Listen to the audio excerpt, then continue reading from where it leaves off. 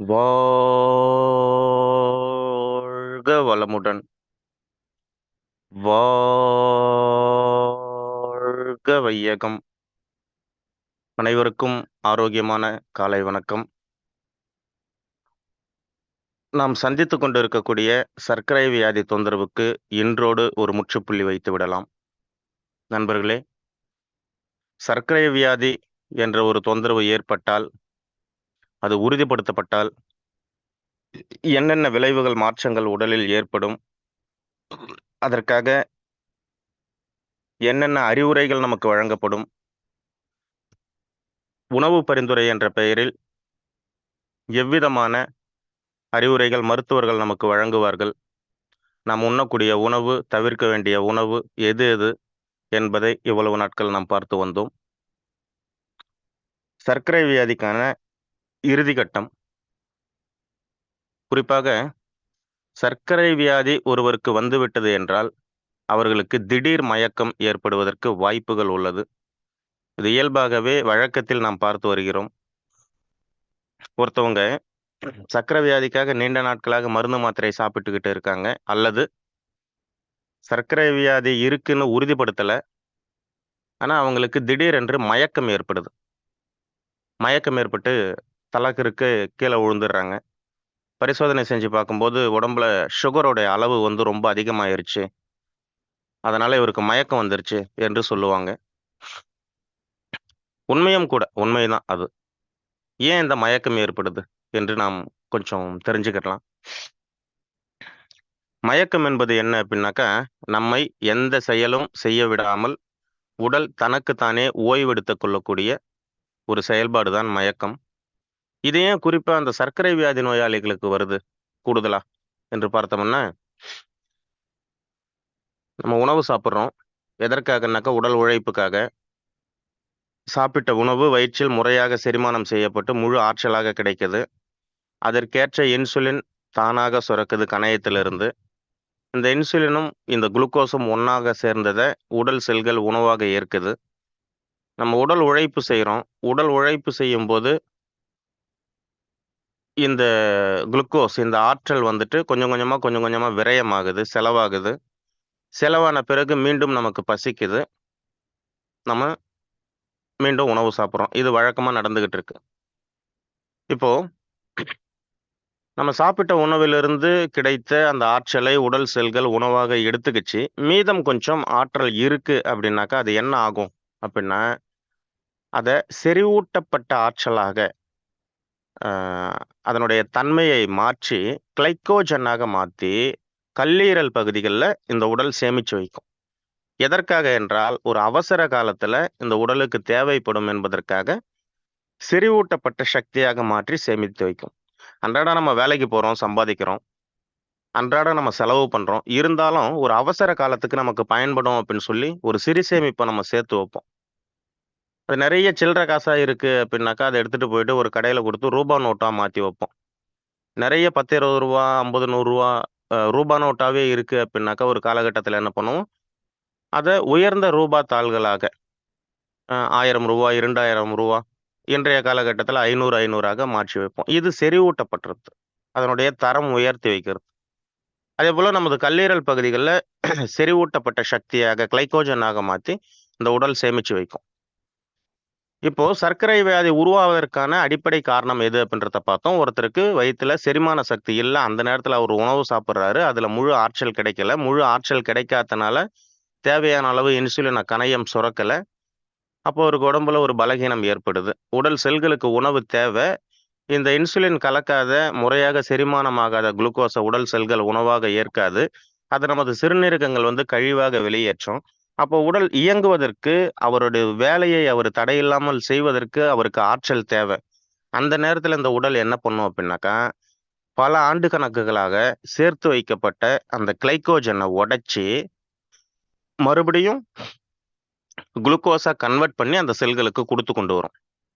அப்போ கொஞ்சம் கொஞ்சமா, கொஞ்சம் கொஞ்சமா அ கல்லீரல் பகுதிகள்ல சேர்த்து வைக்கப்பட்ட கிளைக்கோஜன் வந்துட்டு குறைஞ்சுகிட்டே வரும். இவருக்கு தொடர்ச்சியாக செரிமான கோளாறு இருந்துகிட்டே இருக்கு அப்டின்னாக்கா, அவருடைய உடம்புல முழு ஆற்றல் கிடைக்காது. குட் குளுக்கோஸ் உற்பத்தி ஆகாது. அப்போ பல ஆண்டுகளாக சேர்த்து வைக்கப்பட்ட கிளைக்கோஜன் வந்து கொஞ்சம் கொஞ்சமா குடுத்துக்கிட்டே இருக்கும். ஒரு காலகட்டத்தில கல்லீரல் பகுதிகள்ல கிளைக்கோஜனே இல்ல. அப்போ என்ன ஆகும் அப்டின்னா, அன்றும் இவர் உண்ட உணவு முழு ஆற்றலாக மாறல, குளுக்கோஸா மாறல. இப்ப என்ன நடக்கும் அப்டின்னாக்கா, உடல் இயங்குவதற்கு கூட ஒரு ஆற்றல் இல்லாத அளவிற்கு அவரது வயிற்றில் செரிமான சக்தி உருவாகியிருக்கு அப்டின்னா, அன்றைய காலகட்டத்தில் உடல் இயங்குவதற்கு உடல் உழைப்புக்கு தேவையான ஆற்றல் இல்லாத பட்சத்தில, கல்லீரல் பகுதிகளிலும் செறிவூட்டப்பட்ட கிளைக்கோஜன் இல்லாத நேரத்தில, அவருக்கு ஒரு மயக்கம் வந்துரும். மயக்கம் போட்டு விழுந்துருவார். எடுத்த உடனே மயக்கம் வர்றது கிடையாது. ஒட்டுமொத்தமாக சேர்த்து வைக்கப்பட்ட கிளைக்கோஜன் அத்தனையும் கரைஞ்சு வீணா போன பிறகும், அவர் மீண்டும் செரிமான சக்தியை பலப்படுத்தாம இருக்கும்போது, அந்த காலகட்டத்தில அவருக்கு மயக்கம் ஏற்படுவதற்கு வாய்ப்பு இருக்கு. அன்னைக்கு நம்ம மருத்துவமனைக்கு போயிட்டு பரிசோதனை செஞ்சு பார்த்தோம் அப்டின்னா, சர்க்கரையோட அளவு 400 இருக்கு, 500 இருக்கு என்று சொல்லுவாங்க. இதுதான் மயக்கத்திற்கான ஒரு அடிப்படை தகவல். யாருக்குமே எடுத்த உடனே மயக்கம் வருவது கிடையாது. நீண்ட நாட்களாக உடல் நமக்கு அறிவிப்பு குடுத்துக்கிட்டே இருக்கும். அத கவனிக்காம நம்போ வாழ்க்கை முறைய நகர்த்தி கொண்டு போகும்போது, ஒரு கட்டத்தில, "நான் என்ன சொன்னாலும் நீ கேட்க மாட்ற" அப்டின்னு சொல்லி, இந்த மாரி மயக்கத்த நமக்கு ஏற்படுத்தி விட்டுருது. அப்போ நமக்கு மயக்கம் வராம வாழணும் அப்டின்னாக்கா, தயக்கம் இல்லாம நமது பசிய நம்ம கவனிக்கணும். எல்லா தொந்தரவுக்கும் அடிப்படை எங்க இருக்கு அப்டின்னாக்கா, பசியற்ற நேரத்தில் உணவு உண்ணுவதில் தான் இருக்கு. அப்ப பசிச்சு சாப்பிடணும். குறிப்பாக அந்த சர்க்கரை இந்த 70லிருந்து 110, 80லிருந்து 120 இது ஒரு நார்மல் அப்டின்னு சொல்றாங்க இல்லைங்களா? இது எல்லாருக்குமே பொருந்துமா? அப்டின்னாக்கா கிடையாது. இதுல பாகுபாடு இருக்கு. குறிப்பாக பார்த்தோம்னாக்கா, கர்ப்ப காலத்தில இருக்கக்கூடிய பெண்களுக்கு உடம்புல சர்க்கரையோட அளவு கொஞ்சம் அதிகமாவே இருக்கும். அப்ப பரிசோதனை செஞ்சு பார்த்தோம்னாக்கா, மருத்துவர்கள் சொல்லுவாங்க, "கன்சீவா இருக்கீங்க இல்லைங்களா? கொஞ்சம் அது அப்நார்மலா தான் இருக்கும். அது ஒண்ணும் பிரச்சனை இல்ல" என்று சொல்லுவாங்க. சொல்லிட்டு இருந்தாலும் சர்க்கரைக்காக குடுக்கக்கூடிய மருந்துகள குடுப்பாங்க. கர்ப்ப காலத்தில எதற்காக பெண்களுக்கு சர்க்கரையோட அளவு ரத்தத்தில் கூடுதலாக காட்டுது அப்டின்னாக்கா, உடம்பில் ஒரு பராமரிப்பு வேலை நடந்துகிட்டு இருக்கும். ஒரு ஒரு உயிரை வளர்க்கக்கூடிய ஒரு செயல் நடந்துகிட்டு இருக்கும். அப்ப என்ன ஆகும் அப்டின்னாக்கா, இயல்பை விட கூடுதலாக சர்க்கரையோட அளவு அதிகமாகத்தான் இருக்கும். கர்ப்ப காலத்தில் பெண்களுக்கு இருக்கக்கூடிய சர்க்கரையோட அளவு அது நல்ல சர்க்கரை. இந்த மருத்துவ கூட்டத்திற்கு நவீன மருத்துவ கூட்டத்திற்கு உடம்புல சுத்திக்கிட்டு இருக்கிறது, ரத்தத்தில கலந்து ஓடிக்கிட்டு இருக்கிறது நல்ல சர்க்கரையா, கெட்ட சர்க்கரையான்னு இன்றளவும் கண்டுபிடிக்க முடியல. காரணம், நவீன மருத்துவம்ங்கிறது ஒரு குழந்தை. நமது பாரம்பரிய மருத்துவமான சித்த மருத்துவம், ஆயுர்வேத மருத்துவம் எல்லாம் உருவாகி எத்தனை ஆண்டு காலம் ஆகுது? 8000 ஆண்டுகளுக்கு முன்பே இங்க மருத்துவம் பார்த்த மனிதர்கள் எல்லாம் வாழ்ந்திருக்காங்க. அப்போ இது ரொம்ப மெச்சூர்டானது. எது அப்டின்னாக்கா, பாரம்பரியமாக சித்த ஆயுர்வேத மருத்துவங்கள் எல்லாம் ரொம்ப மெச்சூர்டானது. இந்த நவீன மருத்துவம் எப்போ உருவாக்கப்பட்டது அப்டின்னாக்கா, அதிகப்படியாக 500 ஆண்டுகள் தான் ஆகுது. அப்ப இது வந்து ஒரு குழந்தை. குழந்தையாக இருக்கக்கூடிய இந்த நவீன மருத்துவம் இன்று ஒட்டுமொத்த உலகத்தையே ஆட்டி படைச்சுக்கிட்டு இருக்கு. அதனால தான் நவீன மருத்துவத்திற்கு ரத்தத்தில் கலந்திருப்பது உடலுக்கு தேவையான நல்ல சர்க்கரையா, உடலுக்கு தேவையற்ற கெட்ட சர்க்கரையா என்று இன்றளவும் பிரிச்சு பார்க்க முடியல. அது பொத்தாம் பொதுவா இருக்கக்கூடிய கணக்குகள மட்டுமே பார்த்துக்கிட்டு இருக்கு. அப்போ உடம்புல ஒரு குழந்தைய பராமரிக்கக்கூடிய அந்த காலகட்டத்தில, அந்த உடம்புல சர்க்கரையோட அளவு கூடுதலாகத்தான் இருக்கும். அது இயல்பு. அந்த கர்ப்ப காலத்தில இருக்கக்கூடிய பெண்களுக்கு சில நேரத்தில ஒரு மயக்கம் ஏற்படும். அதுவும் இயல்பு. என்று இயல்பாக சொன்ன காலகட்டம் கடந்து இன்றைய காலகட்டத்தில என்ன ஆயிருச்சு அப்டின்னா, அந்த உடம்புல கூடுதலாக சர்க்கரை இருக்கிறதுக்கு கூடுதலாக மருந்துகள் தரப்படுது. அப்பப்போ மயக்க உணர்வு ஏற்படுது அப்படிங்கிறதுக்காக அதுக்கும் மருந்து மாத்திரைகள் தரப்படுது. இன்னைக்கு அதையே மாத்திட்டாங்க. காரணம் குழந்தை உருவா குழந்தை உருவாகுறதுக்கு இன்னைக்கு மருந்துகள் சாப்பிட வேண்டியதா ஆயிருச்சு. அந்த குழந்தை பொறக்கறதுக்கு மருத்துவமனையில தான் பொறக்கணுங்கிற மாரி ஆயிருச்சு. அப்போ எல்லாத்துக்குமே மருத்துவருடைய மேற்பார்வையில தான் நடக்கணும்ங்கிற ஒரு சூழ்நிலைய உருவாக்கிட்டாங்க. அதனால எல்லாத்துக்குமே மருந்துகள் குடுத்துக்கிட்டு இருக்காங்க. அது பார்க்கலாம். நம்ம தொடர்ச்சியா பார்க்கும்போது, கர்ப்ப காலத்தில் பெண்கள் கடைபிடிக்க வேண்டிய வாழ்வியல் முறைகள், தவிர்க்க வேண்டிய வாழ்வியல் முறைகள் நம்ம பார்க்கலாம். குழந்தை பிறந்ததிலிருந்து அதனுடைய வளர்ப்பு, அதனுடைய வளர்ச்சி, எப்படி பெண்கள் பராமரிக்கணும் அப்படிங்கிறத பெண்கள் நலம் அப்படின்னு சொல்லி சில நாட்கள் அத பத்தி நம்ம பேச வேண்டியது இருக்கு. அத நம்ம அப்ப பார்த்துக்கலாம். இப்போ இந்த சர்க்கரை வியாதி தொந்தரவு வந்தவங்களுக்கு மயக்கம் ஏற்படுறதுக்கான காரணம் என்ன அப்படின்னு பார்த்தோம்னாக்கா, பல நாட்களாக அவர்களது உடலில் சேர்த்து வைக்கப்பட்ட கிளைக்கோஜன் செறிவூட்டப்பட்ட ஆற்றல், அதுவும் கரைந்து அ முழுமையாக செலவான பிறகு, விரயமான பிறகு அவர்களுக்கு மயக்க நிலை ஏற்படுது. அடுத்ததாக பார்த்தோம் அப்படின்னாக்கா, சர்க்கரையோட அளவு எப்ப எல்லாம் அதிகமா நமக்கு காட்டும் அப்படின்னா, கர்ப்ப காலத்துல அதிகமாக காட்டுவதற்கு வாய்ப்பு இருக்கு. அல்லது உடம்பில் வேறு ஏதேனும் ஒரு தொந்தரவு ஏற்பட்டு இருக்கு. ஒரு கால்ல ஒரு அடிபட்டு இருக்கு. ஒரு காயம் ஏற்பட்டு இருக்கு. இல்ல ஒரு விபத்து ஏற்பட்டு கையிலயோ, கால்லயோ ஏதோ ஒரு தொந்தரவு இருக்கு. அ அல்லது அவருக்கு ஒரு வயிற்று வலி இருக்கு. அல்லது அவருக்கு ஒரு தலைவலி இருக்கு. அல்லது அவருக்கு ஒரு கண் வலி இருக்கு. அல்லது அவருக்கு ஒரு மூச்சு விடுறதுல சிரமம் இருக்கு.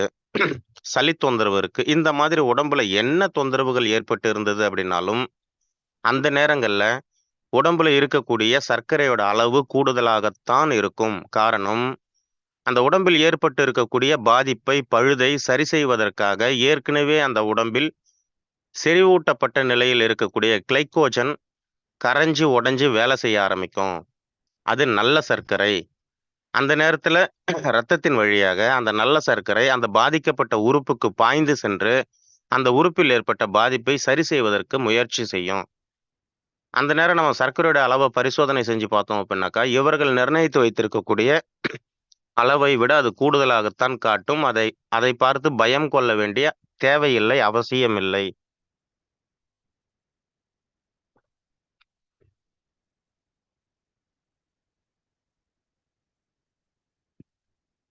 எனவே,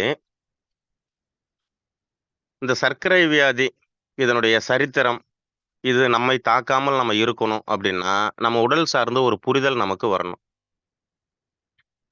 கால்ல ஒரு 4 நாட்களாக ஒரு கொப்பளம் ஏற்பட்டுச்சு. அந்த கொப்பளம் உடைஞ்சு புண்ணாக மாறிடுச்சு. அந்த புண் ஆறுவதற்கு நாட்கள் ஆகுது. அப்படின்ற பட்சத்தில, அந்த புண்ணை ஆற்றுவதற்காக நம்ம மருத்துவமனைக்கு போகும்போது, மருத்துவர்கள் புண்ணை ஆற்றக்கூடிய வேலையை மட்டும் பார்க்காமல், உடம்பில் சர்க்கரையோட அளவ பரிசோதனை பண்றாங்க. நான் சாதாரணமாக நீங்க புரிஞ்சுக்கிறதுக்காக ஒரு புண்ணுன்னு சொல்றேன். இன்னைக்கு எந்த உடல் தொந்தரவாக மருத்துவமனைக்கு போனோம் அப்படின்னாலும், sugar checkup, pressure checkup compulsory. குறிப்பா 40 வயச கடந்த ஒரு நபர் மருத்துவமனைக்கு போயிட்டாரு. அவருக்கு ஏதோ ஒரு பின்னங்கழுத்து வலிக்குது அப்படின்னு சொல்லி போனால் கூட, கால்ல ஒரு சுளுக்கு புடிச்சுக்கிச்சு அப்படின்னு சொல்லி அவரு போனால் கூட, அவருக்கு சர்க்கரை, ரத்த அழுத்தம் பரிசோதனை செய்வது இயல்பாயிருச்சு. காரணம் 40 வயச கடந்துட்டோம்னாக்கா சர்க்கரை வியாதி வந்துருமா. இப்ப எப்படின்னாக்கா 18 வயச கடந்துட்டா வாக்கு செலுத்தும் உரிமை வந்துருது இல்லைங்களா? அதேபோல 40 வயச கடந்துட்டா உடம்புல சுகர் வந்துருமா.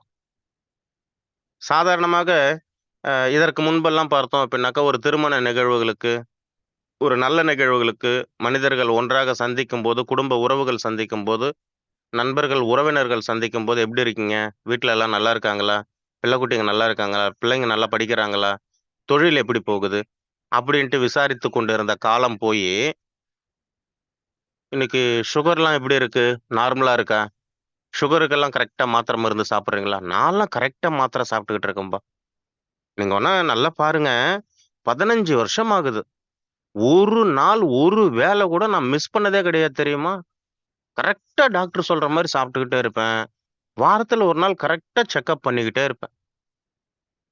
இப்போ என்னன்னா, ஒரு தம்பி ஒருத்தர் சொன்னாப்புல, என் மகனோட ஃப்ரெண்டு, இந்த சுகர் செக் பண்றதுக்கு மிஷினே ஒண்ணு இருக்காம். அத வாங்கி வச்சுக்கிட்டா, நம்ப வீட்லயே செக் பண்ணிக்கலாம்பா. இந்த அளவுக்கு பேசிக்கிட்டு இருக்காங்க. நான் நோயாளி அப்படிங்கிறத நீண்ட நேரமாக ரொம்ப பெருமையாக பேசிக் கொண்டு இருக்கக்கூடிய ஒரு நிலையாக மாறிடுச்சு. இந்த மனநிலை கொண்டவர்களுக்கு எப்படி ஆரோக்கியம் கிடைக்கும்? முதல்ல இந்த மனநிலைய மாத்தணும். எப்படி மாத்த முடியும்? உடம்பை நாசம் செய்யக்கூடிய நவீன மருத்துவத்திற்கிட்டயே நம்ம தொடர்ச்சியாக போய்க் கொண்டு இருந்துட்டு, எப்படி ஆரோக்கியத்து பக்கம் நம்ம திரும்ப முடியும்? நம்ம மனநிலைய நம்ம எப்படி மாத்தணும் அப்படின்னாக்கா, என்னுடைய உடம்புல இருக்கக்கூடிய இந்த நோய் சரியாகணும். இது வந்து எதிர்மறை சிந்தனை. இப்படி நம்ம நினைக்கிற வரைக்கும் நோய் சரியாவதற்கு வாய்ப்பு கிடையாது. நம்ம கடவுள்கிட்டலாம் போய் வேண்டுறோம். எப்படியாவது உடம்ப சரி பண்ணி விட்டுரு. எப்படியாவது இந்த நோய தீர்த்து விட்டுரு. அப்படின்ட்டு வேண்டிட்டு உண்டியல்ல பணம் வேற போட்டுட்டு வரோம். எந்த நோயும் இல்லாம நல்லா இருக்கணும். குறிப்பா சர்க்கரை வியாதியிலிருந்து நம்ம விடுதலை ஆகணும் அப்படின்னாக்கா, நம்மளுடைய எண்ணங்களை நம்ம நேர்மறையாக மாத்திக்கிறணும் முதல்ல. நான் ஆரோக்கியமா இருக்கணும். நான் மகிழ்ச்சியா இருக்கணும். நான் சந்தோஷமா இருக்கணும். என் கண்ணுக்கு எட்டிய தூரம் இருக்கக்கூடிய அத்தனை பேரும் ஆரோக்கியமான நபர்களாக இருக்கணும். நான் உண்ணக்கூடிய உணவு, என் தட்டில் வந்து இருக்கக்கூடிய உணவு, நீ என்ன பண்ணுவியோ, ஏது பண்ணுவியோ தெரியாது. எனக்கு நல்ல உணவு குடு. அப்படின்ட்டு நாம விருப்பப்பட்டோம் அப்படின்னாக்கா, நிச்சயமாக அது நடக்கும். எண்ணங்களை விரிவுபடுத்தினால் எல்லாமே மாறும். எண்ணங்களை சரியாக்கினால் எல்லாமே மாறும். நீங்க கேள்விப்பட்டிருப்பீங்க, தமிழ் வார்த்தைகள்ல நோய், பிணி என்று 2 இருக்கு. நோய்ங்கிறது உடம்புல இருக்கிறது, பிணிங்கிறது மனசுல இருக்கிறது. உடம்புல வரக்கூடிய நோய் சரியாயிடும், வைத்தியம் பார்த்தாக்கா. மனசுல இருக்கிறதுக்கு யாரு வைத்தியம் பார்க்கறது? பிணி நீங்காது. நம்ம மனசுல இருக்கக்கூடிய அந்த மனப்பதிவுகள் தொடர்ச்சியாக நமக்கு நினைவுபடுத்திக் கொண்டே இருக்கும். எனவே, இந்த பிணி நீங்கணும் அப்படின்னாக்கா, நமது எண்ணங்கள் நேர்மறை எண்ணங்களாக மாறணும். என் வாழ்க்கை இப்படி போச்சே, என் வாழ்க்கை இப்படி போச்சே அப்படின்னு தொடர்ந்து புலம்பிக் கொண்டே இருப்பவர்களுக்கு வாழ்க்கை இன்னும் மோசமாக போகும். நான் நல்லா இருக்கேன், மகிழ்ச்சியாக இருக்கேன், என்னை சுத்தி இருக்கிறவங்க எல்லாம் நல்லவங்களாக இருக்காங்க என்று நினைக்கிறவங்களுடைய வாழ்க்கை ரொம்ப மகிழ்ச்சியாக இருக்கும். இததான் எண்ணம் போல் வாழ்க்கை என்று சொல்லியிருக்காங்க. வாழ்க்கையில தான் நம்ம வாழக்கூடிய வாழ்க்கையில தான் நமக்கு தொந்தரவு வந்திருக்கு, நோய் வந்திருக்கு. அந்த நோயிலிருந்து நம்ம மீண்டு வெளியேறணும் அப்படின்னாக்கா, மீண்டும் மீண்டும் நம்ம நோய பத்தியே சிந்திச்சு கொண்டே இருக்கக்கூடாது. நம்ம ஆரோக்கியத்த பத்தி யோசிச்சோம் அப்படின்னாக்கா, ஆரோக்கியம் நமக்கு கிடைக்கும். நோய பத்தியே தொடர்ச்சியாக யோசிச்சுக்கிட்டே இருந்தோம்னாக்கா, நோய் வந்து கிடைக்கும். அதிகாலை பொழுதுல உடனே இந்த உடல் தொந்தரவுகள், நோய்கள் இத பத்தி பேசுறதுக்கு எனக்கே ஒரு மாதிரி இருக்கு. துவக்கத்துல நீங்க கேட்கக்கூடிய வார்த்தைகள் இத பத்தியே சொல்லிக்கிட்டே இருக்குமே அப்படின்ட்டு உங்களுக்கு எப்படி இருக்குன்னு தெரியல. உங்க மனநிலையிலிருந்து நான் யோசனை பண்ணி பார்க்குறேன். என்னடா தூங்கி எந்திரிச்ச உடனே இவரு தினமும் நோய பத்தியே பேசிக்கிட்டே இருக்காரே அப்படின்ட்டு. அதனால நமக்கு கிடைத்திருக்கக்கூடிய ஒரு வாய்ப்பு. அத நம்ம பயன்படுத்திக்கிறோம். இருக்கக்கூடிய பிரச்சனைகளை சொல்லி அதை மாற்றக்கூடிய நிலைக்கு நம்ம வர்றோம். இந்த அதிகாலை நேரத்துல உங்களோட நான் பகிர்ந்து கொள்ளும்போது, பேசிக் கொள்ளும்போது, சில உதாரணங்களுக்காக சில எதிர்மறை வார்த்தைகள் கூட சில நேரங்களில் வரலாம். அத ஒரு உதாரணப்படுத்தி அத தெளிவுபடுத்துறதுக்காக சொல்றோம். அதுவும் எதிர்மறை வார்த்தைகளாக வந்துறக்கூடாது அப்படின்னு சொல்லி நான் ரொம்ப கான்ஷியஸாக உங்களோட நான் பகிர்ந்து கொண்டு இருக்கேன், பேசிக் கொண்டு இருக்கேன். எனவே நண்பர்களே, இந்த உடல் தொந்தரவுல இந்த சர்க்கரை வியாதி என்று சொல்லக்கூடிய இந்த சனியனிடமிருந்து நாம் மீண்டு வரணும் அப்படின்னாக்கா, நம் உடல் மீது நாம் மிக ஆரோக்கியமாக, மிக தெளிவாக, மிக புரிதலோடு நாம இருக்கணும். மிக தெளிவாக, மிக புரிதலோடு, மிக ஆரோக்கியமாக இருக்கணும் அப்படின்னாக்கா, நம்ம ரொம்ப எளிமையாக இருக்கணும். எளிமையாக இருந்தால் போதும். சர்க்கரை வியாதி வந்துருச்சு, எத சாப்பிட்டா சரியாகும் அப்படின்ட்டு பதட்டப்பட வேண்டாம். ஒரு உண்மை உங்களுக்கு சொல்லட்டுங்களா? சும்மா இருந்தால் சுகம் கிடைக்கும். எப்ப சும்மா இருக்கணும்? உடம்புக்கு ஒரு தொந்தரவு வந்துருச்சு, ஒரு நோய்வாய்ப்பட்டுட்டாங்க அப்படின்னாக்கா, அந்த நேரத்துல அவரு சும்மா இருக்கணும். சும்மா இருந்தால் சுகம் கிடைக்கும். அந்த நேரத்துல இத சாப்பிடலாமா, இத சாப்பிடலாமா, இத சாப்பிடலாமான்னு மாத்தி, மாத்தி சாப்பிட்டு, சாப்பிட்டு வயிற லோட் ஆக்கிக்கிட்டே இருந்தோம்னாக்கா, நிச்சயமாக ஆரோக்கியம் என்பது கிடைப்பதற்கு நீண்ட நாட்கள் ஆகும். சாதாரணமாக ஒரு காய்ச்சல் வந்துருச்சுனாக்கா, நமக்கு சாப்பிட பிடிக்க மாட்டேங்குதுங்க. சும்மா இருக்கணும் போல தோணுது.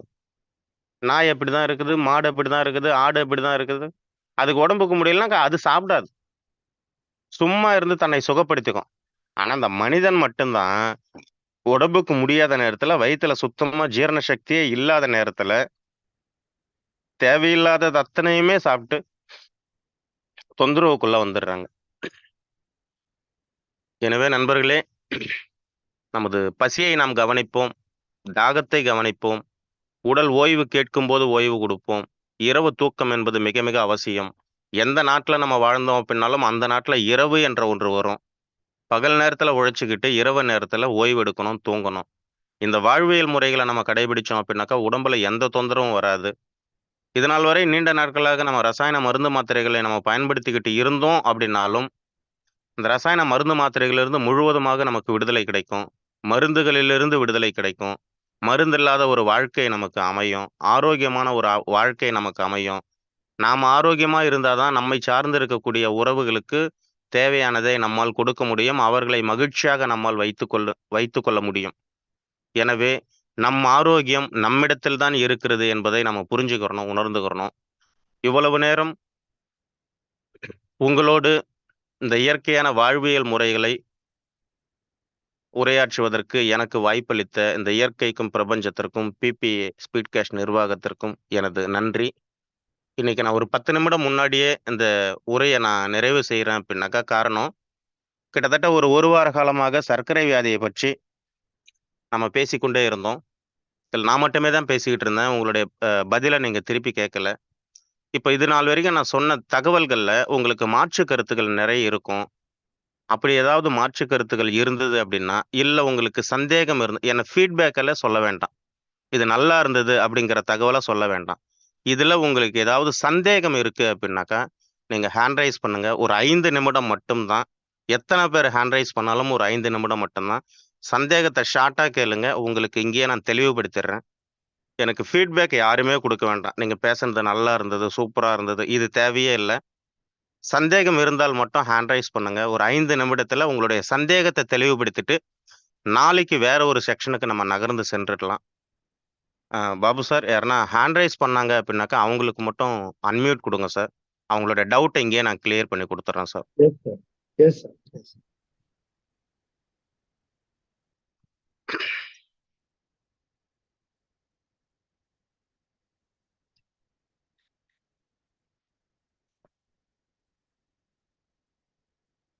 வெல்கம். நெல்லை பாலா சார். உங்களுக்கு நானே அன்மியூட் தரேன் சார். மைக் ஆன் பண்ணி நீண்ட நேரம் எடுத்துக்க வேண்டாம். டவுட்ட மட்டும் கேளுங்க. அதுக்கு மட்டும் ஆன்சர் பண்ணிடுறேன்.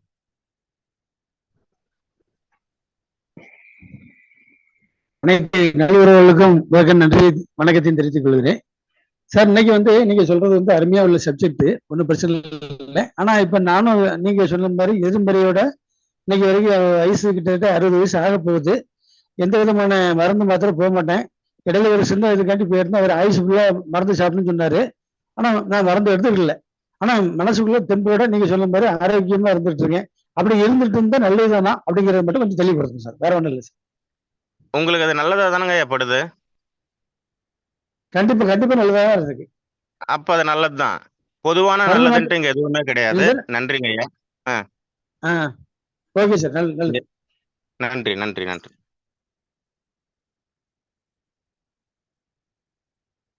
அடுத்ததாக ஏபிகே சுரேஷ்குமார் சார், உங்களுக்கு அன்மியூட் தரேங்க. இங்க என்னன்னாக்கா, எல்லோரும் ஏற்றுக்கொள்ளும் தத்துவம் அப்படின்னு சொல்லி பொதுவாக எது ஒண்ணுமே கிடையாதுங்க. இப்ப நான் சொன்னதுல உங்களுக்கு மாற்று கருத்துக்கள் ஏற்படலாம். இப்ப நெல்லை பாலா சார் சொன்ன மாதிரி கருத்துக்கள் உங்களுக்கு இருந்ததுன்னாக்கா, நீங்க ஹேண்ட் லோ பண்ணிக்கலாம். உங்களுக்கு இதுல ஆப்போனன்ட்டா ஏதாவது டவுட் இருக்கு அப்படின்னாக்கா மட்டும் நீங்க கேட்கலாம். Sureshkumar sir, welcome sir. வணக்கம் சார். வணக்கம். நான் அந்த கால்ல சின்ன ஓட்டையா இருந்துச்சு. அதாவது ஒரு 2 இன்ச்சு சைஸுக்கு இருந்தது. இப்ப அது 1 சென்டிமீட்டர் அளவு இருக்கு. அது மூட மாட்டேங்குது. ஒரு 7-8 மாசமா அப்படியே இருக்கு. அதை இப்ப ஆப்ரேட் பண்ணணுங்கிறாங்க. அதுக்கு ஏதாவது தவிர்க்கிறதுக்கு வழிகள் இத்தனை நாள் சொன்னீங்க, கேட்டுக்கிட்டேன். இனிமேலும் அதை நான் எடுத்துக்கிறேன். அதை மூடுவதற்கு வாய்ப்பு இருக்கா சார்? ஃபுல்லா க்ளோஸ் வாய்ப்புகள் இருக்கு சார். எப்ப அது மூட துவங்கும் அப்படின்னாக்கா, நம்ம ரசாயன மருந்து மாத்திரைகளை நிறுத்தும் போதோ அல்லது குறைக்கும் போதோ தான் அது சரியாக துவங்கும். ரசாயன மருந்து மாத்திரைகளை தொடர்ச்சியாக நம்ம சாப்பிட்டுக்கிட்டு இருந்தோம். அதுல இருந்த கெமிக்கல் ரத்தத்துல கலந்து அதை வெளியேற்றுறதுக்கு வழி இல்லாம தான் கால்கள்ல புண்ணு வருது. ஏன் குறிப்பா உடம்புல மற்ற பகுதிகளில் புண் வராம கால்கள்ல மட்டும் புண்ணு வருதுங்கிற ஒரு சந்தேகம் நமக்கு ஏற்படலாம். ரத்த ஓட்டம்ங்கிறது உச்சந்தலையிலிருந்து உள்ளங்கால் வரைக்கும் சுழற்சியாக நடக்கும். அந்த ரத்தத்துல சக்தி மட்டும் இருக்காது, கழிவுகளும் கலந்திருக்கும். இப்ப கால் பாதங்கள் வழியாக வந்து மீண்டும் ரத்தம் மேல ஏறுது இல்லைங்களா? அப்போ கழிவுகள் அந்த கால் அந்த கீழ்ப்பகுதிகளில் ஓரளவுக்கு விட்டுட்டு அது மேல வந்துகிட்டே இருக்கும். ஏன்னா கழிவுகள் கலந்த ரத்தம் ரொம்ப அடர்த்தியாக இருக்கும். ஒரு வெயிட்டை தூக்கிட்டு நம்ம மேல ஏறணும் அப்படின்னாக்கா அது ரொம்ப கஷ்டமா இருக்கும் இயல்பாகவே நமக்கு. அப்ப வெயிட்டோட இருக்கக்கூடிய அந்த கழிவுகளை கீழே விட்டுட்டு அது மேல வரும். இப்ப சர்க்கரை வியாதிக்காக தொடர்ந்து மருந்து மாத்திரை சாப்பிட்றவங்களுக்கு பார்த்தோம்னாக்கா கீழே கணுக்கால் பகுதிக்கு கீழே அவர்களுக்கு கால்கள் நிறமே மாறிடும். அந்த பகுதிகளில் கழிவுகள் அதிகமாக சேர்ந்திருக்கு. அந்த கழிவுகளை வெளியேற்றுவதற்கு இந்த உடலே ஒரு முயற்சி செய்யுது. வீட்டுல ஏதாவது ஒரு பகுதியில் அழுக்கு தண்ணி வெளியே போகாம தங்குது அப்படின்னாக்கா ட்ரில் போட்டு வெளியேற்றும் இல்லைங்களா? அதே போல ஒரு ட்ரில் போட்டு ஒரு புண்ணை வர வச்சு அந்த புண்ணு வழியாக அழுக்க வெளியேற்றுது. நாம என்ன பண்ணுவோம், புண்ணு வந்துருச்சு அப்படின்னு சொல்லி அதுக்கு வைத்தியம் பார்க்கறோம்ன்ற பேர்ல அதுல ஒழுகக்கூடிய சீழ் ரத்தத்தை தடுத்து நிறுத்தக்கூடிய ஆயின்மெண்ட் மேல பூசுவோம், மேல கட்டு போட்டு வைப்போம்.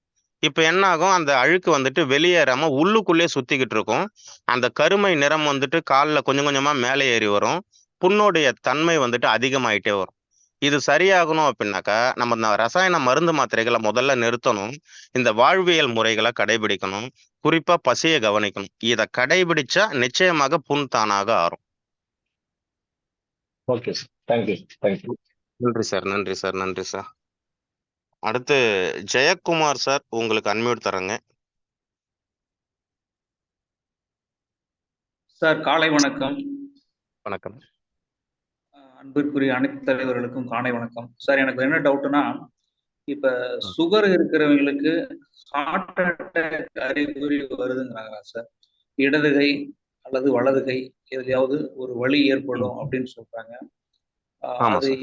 எந்த விதத்துல கரெக்டா இருக்கும்னு அதை தெளிவுபடுத்துங்க சார் எனக்கு. நன்றி சார். நன்றி சார். நல்ல கேள்வி. நம்ம சர்க்கரை வியாதியை கடந்து ரத்த அழுத்தத்துக்கு போவோம். ரத்த அழுத்தத்தை கடந்து தைராய்டுக்கு போவோம். அடுத்ததாக கொழுப்பை பத்தி பேசுவோம். அடுத்ததாக இதய நோயை பத்தி பேசுவோம். அடுத்து கேன்சரை பத்தி பேசலாம். இப்படி தொடர்ந்து நம்ம பேசிக்கிட்டே போயிட்டு அதன் பிறகு பிசிக்கல் அனாட்டமியை பத்தி நம்ம பேச ஆரம்பிக்க போறோம். இப்போ சர்க்கரை வியாதி இருக்கிறவங்களுக்கு இதய நோய் வருவதற்கு வாய்ப்புகள் இருக்குன்னு சொல்றாங்க. சொல்றாங்கன்றது மட்டும் கிடையாது, இயல்பாக அது நடந்துகிட்டு இருக்கு. உண்மைதான். சர்க்கரை வியாதி இருக்கிறவங்களுக்கு இருக்கா, வருதா, அல்லது சர்க்கரை வியாதிக்காக தொடர்ச்சியாக மருந்து மாத்திரை சாப்பிட்றவங்களுக்கு வருதா அப்படின்னு பார்த்தோம்னா, தொடர்ச்சியாக மருந்து மாத்திரை சாப்பிட்றவங்களுக்கு தான் வருது. சர்க்கரை வியாதிக்காக நம்ம மருந்துகள் பயன்படுத்த ஆரம்பிச்சோம்னாக்கா பரிசாக பல உறுப்புகள் பாதிக்கும். இதை மாற்றவே முடியாது. மருந்து கொடுக்குற மருத்துவருக்கா இருந்தாலும் இது நடக்கும். அப்போ சர்க்கரை வியாதிக்காக நம்ம பயன்படுத்தக்கூடிய மருந்துகளில் கலந்திருக்கக்கூடிய ரசாயனத்தோடைய வெளிப்பாடு பல உறுப்புகளில் பாதிப்புகளை ஏற்படுத்தும். அது இதயத்துல பாதிப்பு ஏற்படுத்தினா அது இதய நோய். அது மூட்டுகள்ல பாதிப்பு ஏற்படுத்தினாக்கா அது மூட்டு நோய். அது சிறுநீரகங்கள்ல பாதிப்பை ஏற்படுத்தினாக்கா அது சிறுநீரக நோய் என்று பல பெயர்கள். அதுக்காக நம்ம ரசாயன மருந்துகள் சாப்பிடும்போது நிச்சயமாக நமக்கு பாதிப்பு என்பது உறுதி சார். கண்டிப்பா வேற கண்டிப்பா எதனா சார். டவுட் இருக்குங்களா? இல்ல சார். Thank you very much. நன்றி சார். நன்றி சார். அடுத்து எஸ்பி செந்தில் சார், உங்களுக்கு கோஹோஸ்ட் அன்மியூட் கொடுக்குறோம் சார். சார் அந்த கணையத்துல இந்த இன்சுலின் அதிகமா சுரக்கல, அதனாலதான் இந்த சுகர் வருது இல்லைங்களா? அதுக்கு ஆமா சார். முக்கியமான காரணம் ஆல்ரெடி மேபி நீங்க சொல்லிருப்பீங்க, நான் சரியா அப்சர்வ் பண்ணல. என்ன காரணம் சார்? அது எப்படி நம்ம முன்கூட்டியே எப்படி நம்ம தெரிஞ்சுக்கணும் சார்? இன்சுலின் சரியா சுரக்குதா சுரக்கலையான்னு எப்படி தெரிஞ்சுக்கிறது அப்படின்னு கேக்குறீங்களா? ஹெல்த் செக்அப் மூலியமா நம்ம ஐடென்டிஃபிகேஷன் பண்ணலாமா முன்னாடியே? அதை பத்தி கொஞ்சம் இல்ல சொல்லுங்க சார். நன்றி சார். நன்றி சார். இதன் பிறகு இந்த செக்ஷனுக்காக யாரும் ஹேண்ட் ரைஸ் பண்ணாதீங்க. அது நேரம் இழுத்துட்டு போயிடும். புரியுது சார் எனக்கு. நம்ம ஹெல்த் செக்அப் போறோம் இல்லைங்களா? எங்க நம்ம ஹெல்த் செக்அப் போறோம் அப்படின்னாக்கா, நவீன மருத்துவத்துக்கிட்ட தான் அதிகமான ஹெல்த் செக்அப் போவோம். இன்னைக்கு நவீன மருத்துவம் இந்த உடல் கூறுகளை பரிசோதனை செய்யக்கூடிய ஒரு விதமே தவறாக இருக்கு. இயற்கைக்கு மாற்றமாக இருக்கு. அங்க ஹெல்த் செக்அப் நம்ம போகும்போது, நீங்க துவக்கத்துல இருந்து கவனிச்சு பார்த்திருந்தீங்கன்னாக்கா தெரிஞ்சிருக்கும். குறிப்பா சுகர் செக் பண்ணும்போது, நீங்க கையில செக் பண்ணீங்கன்னாக்கா ஒரு விதமான சுகரோட அளவு இருக்கும். இன்னொரு கையில மாற்று கையில எடுத்து செக் பண்ணி பார்த்தீங்கன்னாக்கா, சுகரோட அளவு வேற மாரி இருக்கும். ஒரு விரல்ல உங்களுக்கு 5 ஒரு கையில 5 விரல் இருக்கும். 5 விரல்லயும் தனித்தனியா ரத்த மாதிரிகளை எடுத்து நீங்க பரிசோதனை செஞ்சு பாருங்க. 5லயும் வேறுபாடு இருக்கும். கால்கள்ல 5 விரல் இருக்கு. ஒரே நேரத்துல 5 விரல்கள்லயும் தனித்தனியா ரத்த மாதிரி எடுத்து நீங்க சர்க்கரை அளவு மட்டும் பரிசோதனை செஞ்சு பாருங்க. உங்களுக்கு அளவு வேற மாரி இருக்கும். கையில பிபி கட்டி பாருங்க, ஒரு அளவு இருக்கும். நீங்க கால்ல பிபி கட்டி பாருங்க, ஒரு அளவு இருக்கும். நான் சொல்றத அப்படியே நம்பாதீங்க. ஏதாவது லேபரேட்டரி தெரிஞ்ச நண்பர்கள் இருந்தாங்க அப்படின்னாக்கா, அங்க போயிட்டு நீங்க பிராக்டிகலா பரிசோதனை செஞ்சு பாருங்க. அப்போ நவீன மருத்துவத்துல கொடுக்கக்கூடிய இந்த பரிசோதனைங்கிறது இயல்பான இயக்கமான உடம்போட இயக்கத்துக்கு மாற்றமாக இருக்கு. அங்க பரிசோதனை செஞ்சு பார்த்து எப்படி ஆரோக்கியத்தை நம்ம கணிச்சிட முடியும்? பசிச்சு சாப்பிட்டோம் அப்படின்னாக்கா அந்த உடம்புல முழு ஆற்றலாக மாறிச்சு அப்படின்னாக்கா நம்மளுடைய கணையம் இன்சுலினை சரியா கொடுக்குதுன்னு அர்த்தம். இதை நம்ம தெரிஞ்சுக்கிறதுக்கு என்ன பண்ணலாம் அப்படின்னாக்கா, சாப்பிட்ட உடனே நம்ம ஒரு பிரிஸ்கா இருக்கோமா, சுறுசுறுப்பா இருக்குமா, அப்போ நமக்கு இன்சுலின் கிடைச்சிருக்கு. சாப்பிட்ட உடனே வயிறு ஒரு கனமா இருக்கு, கொஞ்ச நேரம் ஒரு 10 நிமிஷம் அப்படியே அசந்து படுக்கலாம் போல தோணுது, அப்படின்னா இந்த வேளை சாப்பாடு நமக்கு ஆற்றலாக மாறல, இதுக்கு தேவையான இன்சுலின் நமக்கு சுரக்கல. நாமளே ஐடென்டிஃபை பண்ணிக்கலாம். நம்ம நல்லா இருக்குமா, நல்லா இல்லையா, ஆரோக்கியமா இருக்குமா, இல்லையா அப்படிங்கிறத முதல்ல ஐடென்டிஃபை பண்றதே நம்ம உடம்பு தாங்க. அதனால இந்த மாதிரி பரிசோதனை செஞ்சு பார்த்தீங்க அப்படின்னாலே உங்களுக்கு தெரிஞ்சிடும் சார். நன்றி. தொடர்ச்சியாக இந்த உரைகளை நம்ம சொல்லிக்கிட்டே வரும்போது நீங்க கேட்ட சந்தேகங்கள் அத்தனைக்குமே பதில் கிடைக்கும் சார். தொடர்ச்சியாக சொல்லுவோம். நன்றி. அடுத்து பாலா கேசவா சார், உங்களுக்கு அன்மியூட் தரங்க. கொஸ்டினை மட்டும் கேளுங்க, ஏன்னா டைம் 5 ஆயிருச்சு. நல்லது ஐயா. உணவு என்பது எல்லாமே உணவுன்னு நான் நினைக்கிறேன். இன்னும் ஒரு விஷயம், மனிதர்கள் கிடைக்காத ஒரு பொருள் சஞ்சீவினின்னு சொல்றாங்க. அது கிடைக்க வாய்ப்பு இருக்குன்னு சொல்றாங்க. அது உண்மைங்களா? தெரியாதுங்க ஐயா, நான் பார்த்ததெல்லாம் தெரியாது. நன்றி நன்றி நன்றி. மியூட் பண்ணிக்கோங்க ஐயா. அடுத்து ஜிஆர் ஜெயசுராஜ் சார், உங்களுக்கு அன்மியூட் தரங்க.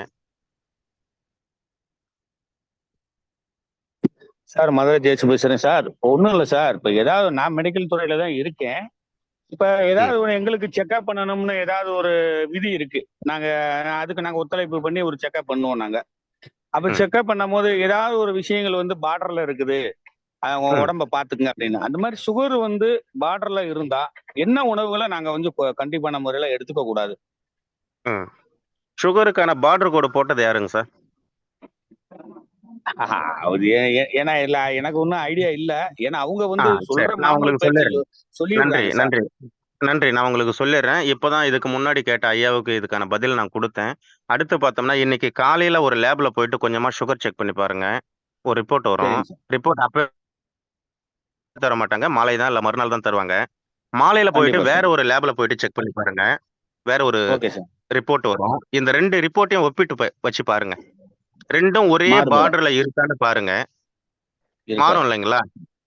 ஆமா ஆமா. அப்போ உடல் சூழலுக்கு ஏத்த மாதிரி, மனநிலைக்கு ஏத்த மாதிரி, தட்பவெப்பத்துக்கு ஏத்த மாதிரி தன்னைத்தானே மாற்றிக்கொள்ளும் தன்மை கொண்டது. நேத்து ஒரு பார்டர்ல இருந்தது, இன்னைக்கு ஒரு பார்டர்ல இருந்தது. நாளைக்கு பார்டர் தாண்டி போயிருக்கும், நாளான்னைக்கு பார்டருக்கு உள்ளே கூட வந்துடும் சர்க்கரையோட அளவு. இதுல எதை வச்சு நம்ம மருந்து சாப்பிடுறது? எதை வச்சு சுகர் இருக்குன்னு உறுதிப்படுத்த முடியும்? இல்ல, எதை வச்சு சுகருக்கான பார்டர்னே உறுதிப்படுத்த முடியும்? அது அந்த பரிசோதனை வந்துட்டு ஒரு முறையானது கிடையாது அப்படிங்கறத நான் நம்புறேன். உண்மை உண்மை உண்மை. அதுதான் உணவு பழக்கங்களை நம்ம எப்படி குறைச்சிக்கலாம், என்னென்ன உணவுகளும் கேட்டேன், வேற ஒண்ணு. நான் என்ன சாப்பிடணும்னு இன்னொரு மனிதர் எனக்கு தீர்மானிக்கவே கூடாதுங்க. எனக்கு என்ன கிடைக்குதோ அதை நான் சாப்பிடலாம், எனக்கு என்ன பிடிக்குதோ அதை நான் சாப்பிடலாம். Okay okay. இப்படி வாழ்ந்தோம்னா நல்லா இருக்கும் சார். நன்றி நன்றி நன்றி. Thank you sir, thank you. நன்றி நண்பர்களே. இவ்வளவு நேரம் எனது உரையை கேட்ட உங்கள் அனைவருக்கும், உங்களோடு இந்த உரை நிகழ்த்துவதற்கு எனக்கு வாய்ப்பு கொடுத்த அத்தனை நல்ல உள்ளங்களுக்கும் நன்றி பாராட்டி விடைபெறுகிறேன். நன்றி, வணக்கம். நல்லதே நடக்கும். நன்றி. நன்றி சார். நன்றி நன்றி சார். நன்றி ஜி.கே. சாமி சார். உண்மையிலேயே அற்புதமா இன்னைக்கு வந்து செக்ஷன் வந்து கம்ப்ளீட் பண்ணி கொடுத்துருக்கீங்க. தேங்க்யூ. ஒரே ஒரு 2 மினிட்ஸ் எடுத்துக்கிறேன்.